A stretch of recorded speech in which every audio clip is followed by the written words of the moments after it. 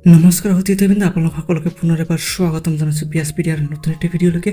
আপুনি যদি এডুকেশ্যন ছাবজেক্টৰ পৰা যিকোনো ইউনিভাৰ্চিটিত মাষ্টাৰ্ছ কৰিম বুলি ভাবি আছে তেনেহ'লে আপুনি নিশ্চয় এণ্ট্ৰেন্স এক্সামিনেশ্যন দিব লাগিব বুলি গমেই পায়। আৰু আজিৰ এইটো ভিডিঅ' আপোনাৰ কাৰণে এইকাৰণে গুৰুত্বপূৰ্ণ কিয়নো আপুনি যদি শিক্ষা বিভাগৰ পৰা মাষ্টাৰ্ছ কৰিম বুলি ভাবি আছে তেনেহ'লে আপুনি এণ্ট্ৰেন্স এক্সামিনেশ্যনত বহিব লাগিব। আৰু এইটো ভিডিঅ'ত আমি কেইটামান গুৰুত্বপূৰ্ণ প্ৰশ্নৰ বিষয়ে ডিছকাছ কৰিম, যিবোৰ প্ৰশ্ন প্ৰায়বোৰ এণ্ট্ৰেন্স এক্সামিনেশ্যনত ৰিপিট হোৱা দেখা পোৱা যায়। গতিকে এই ভিডিঅ'টো আপুনি প্ৰথমৰ পৰা শেষলৈকে নিশ্চয় চাব। যদি ভিডিঅ'টো ভাল লাগে তেনেহ'লে নিশ্চয় লাইক কৰিব। যদি চেনেলটোলৈকে প্ৰথমবাৰ আহিছে তো চেনেলটো ছাবস্ক্ৰাইব কৰি ল'ব আৰু আপোনাৰ ফ্ৰেণ্ডছৰ লগতো শ্বেয়াৰ কৰিবলৈ নাপাহৰিব। আজি আমাৰ আলোচনাৰ মুখ্য কেন্দ্ৰবিন্দু হৈছে নিউ এডুকেশ্যন পলিচি 2020, কিয়নো বিভিন্ন এণ্ট্ৰেন্স এক্সামিনেশ্যন নতুবা বিভিন্ন পৰীক্ষাত এই নিউ এডুকেশ্যন পলিচিৰ পৰা বিভিন্ন প্ৰশ্নৰ কথা দেখিবলৈ পোৱা যায়। গতিকে আমাৰ কাৰণে এয়া বহুত গুৰুত্বপূৰ্ণ এটা টপিক। তো সেয়ে আমি এই টপিকটি বহুত ভালদৰে ডিছকাছ কৰিম। তো বন্ধু বান্ধৱীসকল, বলক আমি কোনো সময় নষ্ট নকৰাকৈ আজিৰ ভিডিঅ'টো আৰম্ভ কৰোঁ। আজিৰ ভিডিঅ'ৰ প্ৰথম প্ৰশ্নটি হৈছে the primary objective behind replacing the 10+2 structure with 5+3+3+4 is 2। ইয়াত কৈছে যে কোঠাৰী কমিশ্যনে দিয়া 10+2 এই যি এডুকেশ্যনেল ষ্ট্ৰাকচাৰ, এই ষ্ট্ৰাকচাৰটোক নিউ এডুকেশ্যন পলিচিয়ে 5+3+3+4 লৈকে পৰিৱৰ্তন কৰাৰ মুখ্য কাৰণ কি? Reduce the number of public examinations, increase the duration of schooling, align school education with children's cognitive and developmental stages, promote vocational education only. তো ইয়াৰ শুদ্ধটোৰ কোনটো? অবভিয়াছলি ইয়াৰ শুদ্ধটোৰ option C, align school education with children's cognitive and developmental stages। কিয়নো new education policy 2020 10+2 যি শিক্ষা পদ্ধতি তাৰ সলনি 5+3+3+4 গাঁথনি প্ৰৱৰ্তন কৰাৰ মূল কাৰণটোৱে হৈছে যে শিক্ষা ব্যৱস্থাত শিশুৰ যি বয়স, তেওঁলোকৰ যি মানসিক বিকাশ আৰু শিক্ষাৰ ক্ষমতা তাৰ লগত মিল ৰাখি পিনেহে এই গাঁথনিটো ডেভেলপ কৰা হৈছে। দ্বিতীয় প্ৰশ্নত কৈছে a school shifted from rote memorisation to project work discussions and real life problem solving, which principle of new education policy is best reflected. ইয়াত কৈছে যে এখন বিদ্যালয় বেছিকেলি মুখস্থ বিদ্যাৰ পৰিৱৰ্তে প্ৰজেক্ট ৱৰ্ক, আলোচনা আৰু বাস্তৱ জীৱনৰ সমস্যা সমাধানক গুৰুত্ব দিয়ে। এই যি বিদ্যালয়, এই বিদ্যালয় আচলতে নিউ এডুকেশ্যন পলিচিৰ কোনটো নীতিক প্ৰতিফলিত কৰে বুলি কোৱা গৈছে? Standardised testing, competency based learning, centralised curriculum, teacher centred instruction. তো ইয়াৰ শুদ্ধটো কোনটো হ'ব? ইয়াৰ শুদ্ধটো হ'ব option B, competency based learning. কিয়নো নিউ এডুকেশ্যন পলিচিয়ে বেছিকেলি শিক্ষাৰ্থী যে কেৱল মুখস্থ কৰিব তেনেকুৱা নহয়, মুখস্থৰ সলনি তেওঁলোকে বাস্তৱ জীৱনৰ যি জ্ঞান আৰু সেই জ্ঞানৰ যি প্ৰয়োগ তাৰে ওপৰতহে গুৰুত্ব আৰোপ কৰিছে। তো এইখন বিদ্যালয়ে বেছিকেলি কম্পিটেন্সি বেছড লাৰ্ণিঙৰ ওপৰতহে গুৰুত্ব দিয়া বুলি আমি ক'ব পাৰোঁ। 3 নম্বৰ প্ৰশ্নত কৈছে which of the following age group belongs to the preparatory stage under NEP 2020। অৰ্থাৎ নিউ এডুকেশ্যন পলিচি 2020 অনুসৰি প্ৰিপাৰেটৰী ষ্টেজ আচলতে কোনটো এজ গ্ৰুপক সামৰি লয়? 3 to 6 years, 3 to 8 years, 8 years to 11 years আৰু 11 years to 14 years। তো ইয়াৰ শুদ্ধটো কোনটো হ'ব? তো প্ৰিপাৰেটৰী ষ্টেজ বুলি কোৱাৰ লগে লগে আমি 8 years to 11 yearsক ক'ম, কিয়নো ইয়াৰ আগৰ যিটো ষ্টেজ সেয়া হৈছে ফাউণ্ডেশ্যন ষ্টেজ, তাৰপিছৰ ষ্টেজটো হৈছে প্ৰিপাৰেটৰী ষ্টেজ, তাৰপিছৰ ষ্টেজটো হৈছে মিডল ষ্টেজ আৰু তাৰ ওপৰৰ ষ্টেজটোৱে হৈছে ছেকেণ্ডাৰী ষ্টেজ। 4 নম্বৰ প্ৰশ্নত সুধিছে a student কমপ্লিটছ 1 year of undergraduate education and exits with a recognized qualification, which NEP 2020 provision enables this। ইয়াত কৈছে যে এগৰাকী শিক্ষাৰ্থীয়ে স্নাতক পাঠ্যক্ৰমৰ 1 বছৰ সম্পূৰ্ণ কৰাৰ পিছত এক স্বীকৃত যোগ্যতালৈ ওলাই আহে বা চাৰ্টিফিকেটলৈ ওলাই আহে। তো NEP 2020 কোনটো ব্যৱস্থাই ইয়াক সম্ভৱ কৰে বুলি কোৱা হৈছে? National research foundation, higher education commission of India, academic bank of credit and multiple entry and exit system. তো কোনটো ছিষ্টেমে বেছিকেলি এনেকুৱাকৈ শিক্ষাৰ্থীজনক কিবা এটা চাৰ্টিফিকেট বা ডিপ্ল'মা লাভ কৰাত সহায় কৰিব পাৰে মাজতে কোনো কোৰ্চ এৰি দিলেও? তো ইয়াৰ শুদ্ধটোৰ কোনটো হ'ব? অৱশ্যে ইয়াৰ শুদ্ধটোৰ option D, multiple entry and exit system. বহুত গুৰুত্বপূৰ্ণ এটা ছিষ্টেম বেছিকেলি নিউ এডুকেশ্যন পলিচিয়ে ডেভেলপ কৰিছে, য'ত এগৰাকী শিক্ষাৰ্থীয়ে আণ্ডাৰ গ্ৰেজুৱেট প্ৰগ্ৰামৰ 1 year, 2 year, 3 year বা 4 yearsৰ যিকোনো মাজতে যদি কোনো কোৰ্চ এৰিও দিয়ে তথাপি সেইখিনি সম্পূৰ্ণ কৰাৰ কাৰণে চাৰ্টিফিকেট, ডিপ্ল'মা বা ডিগ্ৰী লাভ কৰিবলৈ সমৰ্থবান হ'ব। আৰু এইটো কেৱল মাল্টিপুল এণ্ট্ৰি আৰু এক্সিট ছিষ্টেমৰ কাৰণে সম্ভৱ। 5 নম্বৰ প্ৰশ্নত সুধিছে The recommendation of using the mother tongue or home language as the medium of instruction is mainly intended to। ইয়াত কৈছে যে মাতৃভাষা বা ঘৰুৱা ভাষাক শিক্ষাৰ মাধ্যম হিচাপে ব্যৱহাৰ কৰাৰ মুখ্য উদ্দেশ্য কি আছিল? Improve conceptual understanding during early learning, reduce school expenditure, eliminate English language learning, promote only regional literature. তো ইয়াৰ শুদ্ধটো কোনটো হ'ব? তো প্ৰাথমিক পৰ্যায়ত মাদাৰ টাং বা হোম লেংগুৱেজক প্ৰাধান্য দিয়াৰ মুখ্য উদ্দেশ্যটোৱে হৈছে option A, improve conceptual understanding during early learning. কিয়নো NEP 2020 মতে শিশুৱে মাতৃভাষাৰ জৰিয়তেহে সহজে শিকে। সেই বিষয়বস্তুৰ জ্ঞান গভীৰভাৱে বুজি পাবলৈ তেওঁলোকক মাতৃভাষাৰ জৰিয়তে শিকাব লাগে বুলি এই নিউ এডুকেশ্যন পলিচিয়ে ৰিকমেণ্ড কৰিছে। 6 নম্বৰ প্ৰশ্নত কৈছে পৰখ ষ্টেণ্ডছ ফৰ। ইয়াত কৈছে যে পৰখ যি এছেছমেণ্ট প্ৰচিডিউৰ তাৰে সম্পূৰ্ণ নাম কি? তো ইয়াৰ শুদ্ধটো হ'ব option A, performance assessment review and analysis of knowledge for holistic development. বহুত গুৰুত্বপূৰ্ণ এটা প্ৰশ্ন, বুজি ল'ব। এই পৰখৰ সম্পূৰ্ণ উত্তৰ বহুতবাৰ দিয়া দেখিবলৈ পোৱা যায়, তো আপুনি কনফিউজ নহ'ব। 7 নম্বৰ প্ৰশ্নত কৈছে According to New Education Policy 2020, vocational education should ideally begins from। ইয়াত কৈছে যে নিউ এডুকেশ্যন পলিচি 2020 মতে ভোকেশ্যনেল এডুকেশ্যন কেতিয়াৰ পৰা আৰম্ভ হ'ব লাগে বুলি কোৱা গৈছে? Class 3, class 6, class 8 and class 9। তো ইয়াৰ শুদ্ধটো কোনটো হ'ব? অভিয়াছলি নিউ এডুকেশ্যন পলিচিৰ মতে যি ভোকেশ্যনেল ট্ৰেইনিং সেয়া ক্লাছ 6ৰ পৰাই দিব লাগে বুলি কোৱা গৈছে। গতিকে ইয়াৰ শুদ্ধটো হ'ব অপশ্যন বি, ক্লাছ 6। 8 নম্বৰ প্ৰশ্নত সুধিছে a teacher integrates mathematics, science and art into a single project on water conservation. This approach reflects। ইয়াত কৈছে যে এগৰাকী শিক্ষকে পানী সংৰক্ষণ বিষয়ত গণিত, বিজ্ঞান আৰু কলাক একেলগে সংযুক্ত কৰি এটা প্ৰজেক্ট তৈয়াৰ কৰিছে। তো এই যি শিক্ষণ পদ্ধতি এই আচলতে কিহৰ উদাহৰণ? Subject specialisation, interdisciplinary learning, competitive assessment and streaming of subjects. তো ইয়াৰ শুদ্ধটো কোনটো হ'ব? ইয়াৰ শুদ্ধটো হ'ব অপশ্যন বি, ইণ্টাৰডিচিপ্লিনাৰী লাৰ্ণিং। কিয়নো একে প্ৰজেক্টৰ জৰিয়তে একেলগে বিভিন্ন এৰিয়াক ইয়াত সংযোগ কৰা গৈছে, যাৰ কাৰণে ইয়াক ইণ্টাৰডিচিপ্লিনাৰী এপ্ৰ'চ বা ইণ্টাৰডিচিপ্লিনাৰী লাৰ্ণিং বুলি ক'ব পাৰি। 9 নম্বৰ প্ৰশ্নত সুধিছে which organization is propose to promote research and innovation across higher education institutions. ইয়াত কৈছে যে উচ্চ শিক্ষাৰ প্ৰতিষ্ঠানসমূহত গৱেষণা আৰু নতুনত্ব এইটোৰ উন্নতি কৰিবলৈ কোনটো সংস্থাক গঠন কৰাৰ প্ৰস্তাৱ দিয়া হৈছে? UGC, AICTE, national research foundation and NCERT। তো ইয়াৰ শুদ্ধটো কোনটো হ'ব? অভিয়াছলি উচ্চ শিক্ষাৰ ক্ষেত্ৰত গৱেষণা আৰু যি নতুনত্ব তাৰে ক্ষেত্ৰত অনুপ্ৰাণিত কৰিবলৈ বেছিকেলি নেশ্যনেল ৰিচাৰ্চ ফাউণ্ডেশ্যন তাক গঠন কৰাৰ প্ৰস্তাৱ দিয়া হৈছে। 10 নম্বৰ প্ৰশ্নত কৈছে a university allows student to accumulate academic credit digitally and transfer them across institutions. This initiative is known as. ইয়াত কৈছে এখন বিশ্ববিদ্যালয়ে শিক্ষাৰ্থীক ডিজিটেলভাৱে একাডেমিক ক্ৰেডিট জমা কৰি আন শিক্ষানুষ্ঠানলৈ স্থানান্তৰ কৰাৰ সুবিধা দিয়ে। ইয়াক কি বুলি কোৱা হয়?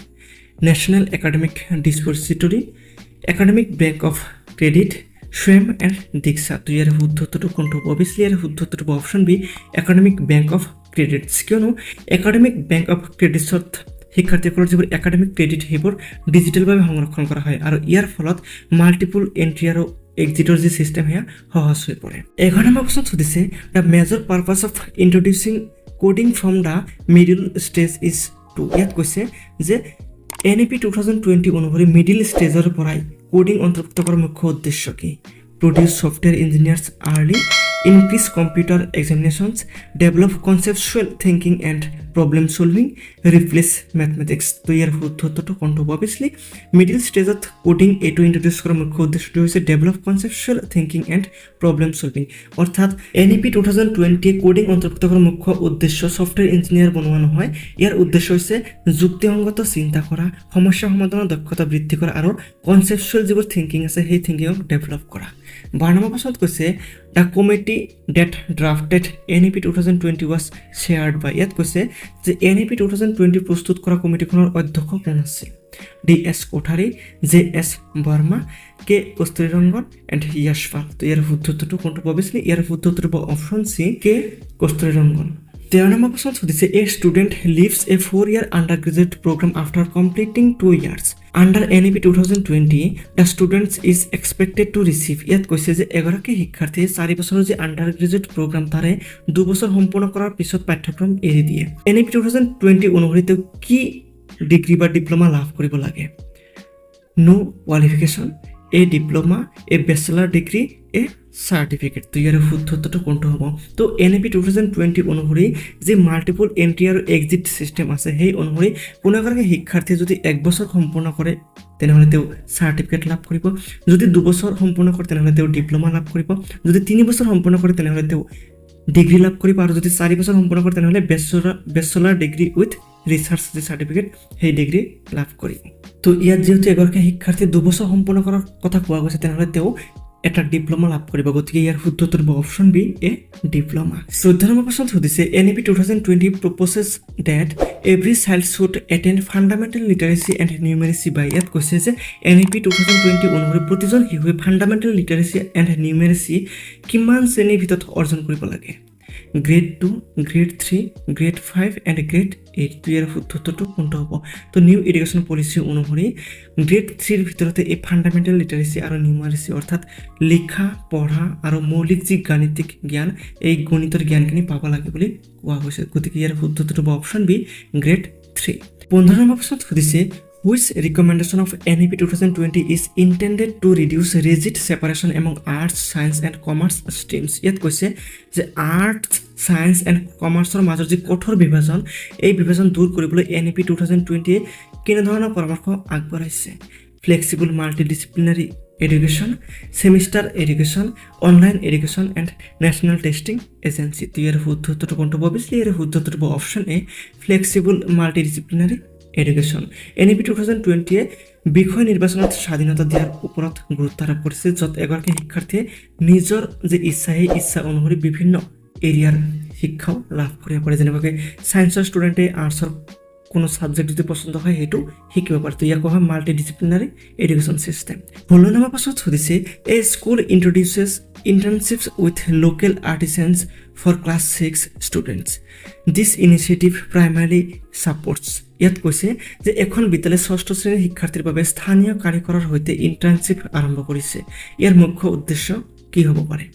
Inclusive education, vocational exposure, digital literacy and adult education. তো ইয়াৰ শুদ্ধত্বটো কোনটো? অবভিয়াছলি ইয়াৰ শুদ্ধত্বটো হ'ব অপশ্যন বি ভোকেশ্যনেল এক্সপ'জাৰ, কিয়নো NEP 2020 অনুসৰি 6ষ্ঠ শ্ৰেণীৰ পৰা ইণ্টাৰ্ণশ্বিপ দিয়াৰ কথা কোৱা গৈছে, য'ত বিভিন্ন ভোকেশ্যনেল এডুকেশ্যন দিয়াৰ কাৰণে বিভিন্ন ব্যৱস্থা হাতত লোৱা গৈছে। তো ইয়াৰ মুখ্য উদ্দেশ্যটো হৈছে জীৱনৰ যি কৰ্মদক্ষতা বা কাৰ্যদক্ষতা সেয়া বৃদ্ধি কৰা।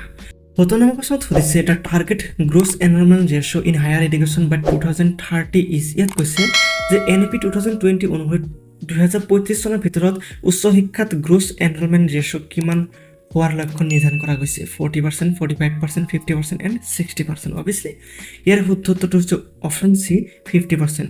2035 চনৰ ভিতৰত উচ্চ শিক্ষাৰ ক্ষেত্ৰত বেছিকেলি গ্ৰছ এনৰলমেণ্ট ৰেচিঅ'টো 50% লৈকে ডেভেলপ কৰাৰ কথা কোৱা গৈছে।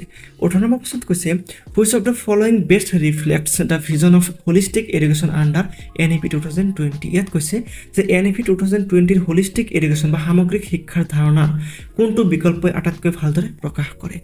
Equal emphasises on cognitive, social, emotional, ethical and physical development, higher scores in board examinations, completion of the prescribed syllabus, greater specialization from primary school। তো ইয়াৰ শুদ্ধত্বটো কোনটো? অবভিয়াছলি ইয়াৰ শুদ্ধত্বটো option A equal emphasise on cognitive, social, emotional, ethical and physical development। 19 নম্বৰ প্ৰশ্নত সুধিছে a school evaluates student through portfolios, presentations and classroom participations along with written tests. This practice is most consistent with। ইয়াত কৈছে যে এখন বিদ্যালয়ে লিখিত পৰীক্ষাৰ লগতে পৰ্টফলিঅ', প্ৰেজেণ্টেশ্যন আৰু ক্লাছৰুমত যি পাৰ্টিচিপেশ্যন তাৰ ভিত্তিত মূল্যায়ন কৰে। NEP 2020 অনুসৰি এয়া কেনেকুৱা ধৰণৰ মূল্যায়ন ব্যৱস্থাৰ সামঞ্জস্যপূৰ্ণ? Traditional evaluation, continuous and competency based assessment, competitive ranking, norm reference testing. তো ইয়াৰ শুদ্ধত্বটো কোনটো? অবভিয়াছলি ইয়াৰ শুদ্ধত্বটো option B continuous and competency based assessment, কিয়নো NEP 2020 কেৱল লিখিত পৰীক্ষাৰ জৰিয়তে যে এছেছমেণ্ট কৰিব লাগিব তেনেকুৱা নহয়, অভিজ্ঞতা অৰ্থাৎ কণ্টিনিউৱাছ আৰু দক্ষতা ভিত্তিক অৰ্থাৎ কম্পিটেন্সি বেছড ইয়াৰ ওপৰতো গুৰুত্ব আৰোপ কৰিছে। 20 নম্বৰ প্ৰশ্নত সুধিছে which institution is primarily responsible for developing the national curriculum framework অৰ্থাৎ NCF। অৰ্থাৎ ইয়াত কৈছে তলতে কোনটো সংগঠনে নেশ্যনেল কাৰিকুলাম ফ্ৰেমৱৰ্ক এইটো ডিজাইন কৰাত বা গাইডলাইন ছেট কৰাত ৰেছপনচিবিলিটি গ্ৰহণ কৰিছে? UGC, AICTE, NCERT and NCTE ইয়াৰ শুদ্ধ উত্তৰটো কোনটো হ'ব অবভিয়াছলি ইয়াৰ শুদ্ধ উত্তৰটো হ'ব অপশ্যন সি NCERT কিয়নো national council of educational research and ট্ৰেইনিঙে বেছিকেলি এই NCF এয়া প্ৰস্তুত কৰে আৰু ইয়াৰ ভিত্তিতে বাকী দেশৰ ৰাজ্যসমূহে নিজৰ নিজৰ যি কাৰিকুলাম সেয়া ডিজাইন কৰে 21 নম্বৰ প্ৰশ্নত সুধিছে a teacher encourages students to ask questions investigate local issues and present solutions which pedagogical approach is emphasised ইয়াত কৈছে যে এগৰাকী শিক্ষকে শিক্ষাৰ্থীসকলক প্ৰশ্ন কৰিবলৈ স্থানীয় সমস্যাসমূহ অনুসন্ধান কৰিবলৈ আৰু তাৰে সমাধান উপস্থাপন কৰিবলৈ উৎসাহিত কৰে ইয়াত কোন ধৰণৰ শিক্ষণ পদ্ধতি ব্যৱহাৰ কৰা গৈছে বা পেডাগজিকেল এপ্ৰ'চ ব্যৱহাৰ কৰা গৈছে inquiry based learning drill and practice lecture method and memorization ইয়াৰ শুদ্ধ উত্তৰটো কোনটো হ'ব অবভিয়াছলি ইয়াৰ শুদ্ধ উত্তৰটো হ'ব option A inquiry based learning 22 number প্ৰশ্নত সুধিছে according to NEP 2020 teacher education should eventually be offered mainly through ইয়াত কৈছে যে NEP 2020 এডুকেশ্যন পলিচি অনুসৰি ভৱিষ্যতে শিক্ষকৰ শিক্ষা মূলত কোন পাঠ্যক্ৰমৰ জৰিয়তে আগবঢ়োৱা হ'ব 1 year B.Ed 2 year B.Ed 4 year integrated B.Ed and 6 month diploma ইয়াৰ শুদ্ধ উত্তৰটো আপুনি নিশ্চয় গমে পায় সেয়া হৈছে option C 4 year integrated B.Ed program 23 number প্ৰশ্নত সুধিছে which of the following is a key characteristic of the fundamental stage ইয়াত কৈছে NEP 2020 যি এডুকেশ্যনেল ষ্ট্ৰাকচাৰ তাৰ যি প্ৰথম 5 বছৰ যাক ফাণ্ডামেণ্টেল ষ্টেজ বুলি কোৱা হয় তাৰ এক মুখ্য বৈশিষ্ট্য কেনেকুৱা board examinations play based activity based and discovery based learning subject specialization and vocational certification ইয়াৰ শুদ্ধ উত্তৰটো কোনটো হ'ব অবভিয়াছলি ইয়াৰ শুদ্ধ উত্তৰটো option B play based activity based and discovery based learning কিয়নো এই ফাউণ্ডেশ্যন ষ্টেজত বেছিকেলি শিক্ষাৰ্থীসকলক বিভিন্ন খেলা ধূলা এক্টিভিটি বেছডৰ জৰিয়তে শিকোৱাৰ কথা কোৱা হৈছে 24 নম্বৰ প্ৰশ্নত সুধিছে the recommendation to provide flexibility in subject choice mainly aims to ইয়াত কৈছে যে বিষয় নিৰ্বাচনত যি নমনীয়তা যি ফ্লেক্সিবিলিটি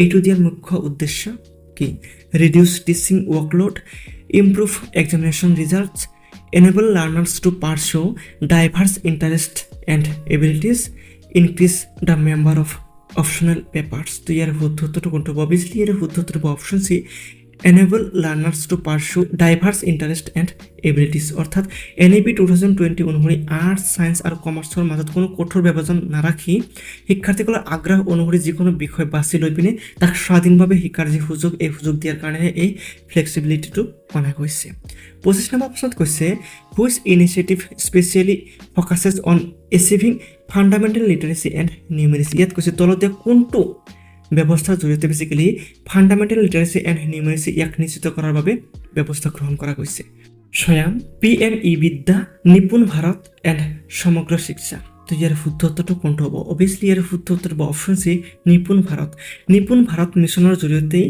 এই গ্ৰেড 3 ভিতৰতে ল'ৰা ছোৱালীসকলক পঢ়া লিখাৰ মৌলিক গাণিতিক দক্ষতা অৰ্জনৰ যি লক্ষ্য সেই লক্ষ্য বান্ধি দিয়া গৈছে গতিকে ইয়াৰ শুদ্ধ উত্তৰ হ'ব অপশ্যন সি নিপুণ ভাৰত 26 নম্বৰ প্ৰশ্নত সুধিছে a teacher encourages peer assessment self assessment and teacher assessment while preparing students progress reports this reflects the concept of ইয়াত কৈছে যে এগৰাকী শিক্ষকে progress report প্ৰস্তুত কৰাৰ সময়ত peer assessment self assessment and teacher assessment ব্যৱহাৰ কৰে তো এই যে ধাৰণা আসলে কি প্ৰতিফলিত কৰে norm reference evaluation 360 degree progress card board based assessment and annual appraisal তো ইয়াৰ শুদ্ধ উত্তৰটো কোনটো হ'ব অবভিয়াছলি NEP 2020 যদি আপুনি ভালকৈ পঢ়িছে নিশ্চয় গমে পায় এই যে peer assessment self assessment and teacher assessment ইয়াক বেছিকেলি 360 degree progress card বুলি কোৱা গৈছে যাক আমি পৰখ বুলি নামকৰণ কৰা হৈছে 27 নম্বৰ প্ৰশ্নত কৈছে which principle of NEP 2020 is most directly linked with equity ইয়াত কৈছে তলতে কোনটো principle basically new education policy 2020 লগত বা সমতাৰ লগত ঘনিষ্ঠভাৱে সম্পৰ্কিত হৈ আছে uniform curriculum for all equal access to quality education irrespective of background board examination twice a year digital examinations only তো ইয়াৰ শুদ্ধ উত্তৰটো কোনটো এইটো গমে পাই হিয়াৰ আছে option B equal access to quality education irrespective of 28 number প্ৰশ্নত সুধিছে the proposal for reducing the emphasis on high stocks examination is intended to ইয়াত কৈছে যে উচ্চ চাপযুক্ত পৰীক্ষাৰ ওপৰত গুৰুত্ব কমোৱাৰ মুখ্য উদ্দেশ্য কি আছে elimination assessment promote rote learning encourage coaching institutions and reduce examination stress and improve meaningful learning তো ইয়াৰ শুদ্ধ উত্তৰটো কোনটো হ'ব তো NEP 2020 অনুসৰি ইয়াৰ শুদ্ধ উত্তৰটো হ'ব option D reduce examination stress and improve meaningful learning. 29 number প্ৰশ্নত সুধিছে a school redesigns its curriculum to focus equally on academic ethics, creativity, sports and life skills. Which NEP 2020 goal does this best represents? ইয়াত কৈছে যে এখন বিদ্যালয়ে তাৰ যে curriculum হেয়া ৰিডিজাইন কৰিছে কিয় যে একাডেমিক এথিক্স, ক্ৰিয়েটিভিটি, স্পৰ্টছ আৰু লাইফ স্কিলৰ ওপৰত সমানে গুৰুত্ব দিয়াৰ কাৰণে। তো এই যে গুৰুত্ব দিয়াৰ কাৰণে ৰিডিজাইন কৰিছে এইটো আচলতে NEP 2020 কোনটো গোলক ৰিপ্ৰেজেণ্ট কৰে?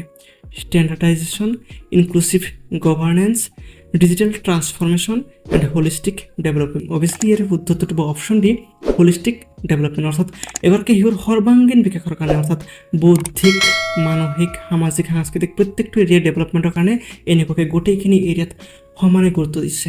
আৰু আজিৰ ভিডিঅ'ৰ শেষ প্ৰশ্নটিয়ে হৈছে which of the following is not a features of the 4-year undergraduate program proposed under NEP 2020 অর্থাৎ ইয়াত কৈছে NEP 2020 প্ৰস্তাৱ কৰা 4-year undergraduate programৰ তলত দিয়া কোনটো বৈশিষ্ট্য নহয়?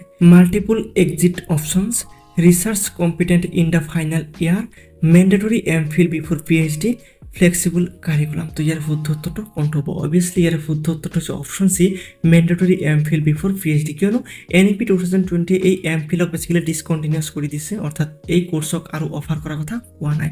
তো ইয়াৰ বাহিৰে বাকী গোটেইকেইটা শুদ্ধ। বন্ধু বান্ধৱীসকল, এইখিনি আছিলে NEPৰ ওপৰত গুৰুত্বপূৰ্ণ কেইটামান প্ৰশ্ন যিবোৰ প্ৰায়বোৰ এক্সামিনেশ্যনত ৰিপিট হোৱা দেখিবলৈ পোৱা যায়। তো আপুনি যেহেতু এন্ট্ৰেন্স এক্সামিনেশ্যনৰ কাৰণে প্ৰিপাৰেশ্যন কৰি আছে তেনেহ'লে আপোনাৰ কাৰণে এই ভিডিঅ'টো খুবেই গুৰুত্বপূৰ্ণ। এই ভিডিঅ'টো গোটেইখিনি চোৱাৰ কাৰণে আপোনাক বহুত বহুত ধন্যবাদ জ্ঞাপন কৰিছোঁ। আৰু আপোনাৰ কাৰণে কেইটামান প্ৰেক্টিছ হিচাপে কেইটামান প্ৰশ্ন ইয়াত দিয়া গৈছে, আপুনি আপোনাৰ ফালৰ পৰা ছল্ভ কৰাটো উচিত বুলি মই ভাবোঁ।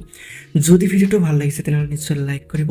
যদি চেনেলটোলৈকে প্ৰথমবাৰ আহিছে তো চেনেলটো ছাবস্ক্ৰাইব কৰি ল'ব আৰু আপোনাৰ ফ্ৰেণ্ডছৰ লগত শ্বেয়াৰ কৰিবলৈ নাপাহৰিব। তো বন্ধু বান্ধৱীসকল, আজিৰ কাৰণে এইখিনি, নিশ্চয় পৰৱৰ্তী ভিডিঅ'ত আপোনাক লগ পাম। আজিলৈ এৰিছোঁ, ধন্যবাদ।